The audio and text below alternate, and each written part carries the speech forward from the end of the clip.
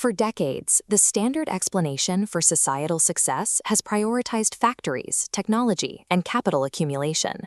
In this view, longer lives and smaller families are simply the rewards of becoming a wealthy nation.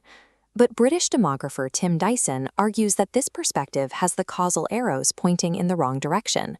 In his partial theory of world development, Dyson proposes our biological instincts for survival and reproduction are the variables driving modernization. These specific population shifts provide the structural foundation required for modern economic and political systems to take root. The process begins with a decline in mortality. Basic improvements in sanitation, food security, and medicine allow infant survival rates to improve significantly. This graph illustrates the structural lag. While the line representing the death rate drops sharply, the birth rate remains high as families follow traditional reproductive strategies. The widening gap generates a massive population surge, catapulting society into stage 2. This initial survival-driven boom acts as a prerequisite spark, forcing a society to rapidly adapt its institutions to handle the sudden influx of people. Stage 2 produces a massive youth bulge. Millions of young adults enter the environment simultaneously, looking for education, infrastructure, and employment. This creates a temporary window called the demographic dividend. This chart shows a large central block of working-age adults supporting a much smaller number of young and elderly dependents. This demographic dividend only creates explosive wealth if the state possesses the administrative capacity to absorb this surplus labor into productive sectors.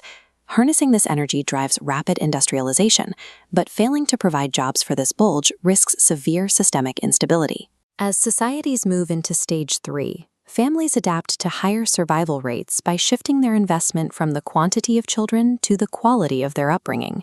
This triggers a reallocation of human capital.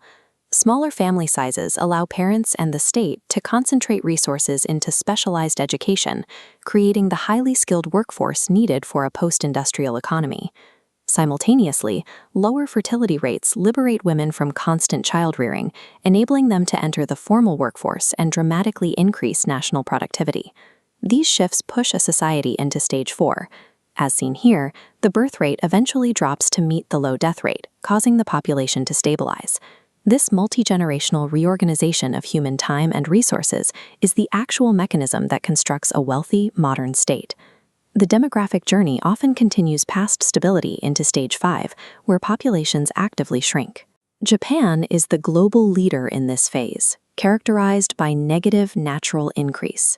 Because fertility has remained at ultra-low levels for decades, annual deaths now consistently outpace births. Italy shows a similarly top-heavy age structure. With a shrinking young population and large elderly cohort, the country must find new ways to manage pension sustainability and geriatric healthcare. Stage 5 is an observable biological reality, requiring entirely different economic strategies to maintain societal stability. Today, the world deals with two distinct demographic crises: the youth-driven pressures of stage 2 and the super-aging burdens of stage 5. This global imbalance generates massive currents of human migration, as workers move from high-growth regions toward nations with shrinking labor markets. Dyson's thesis reminds us that these biological and reproductive shifts are the non-negotiable frameworks within which all development occurs.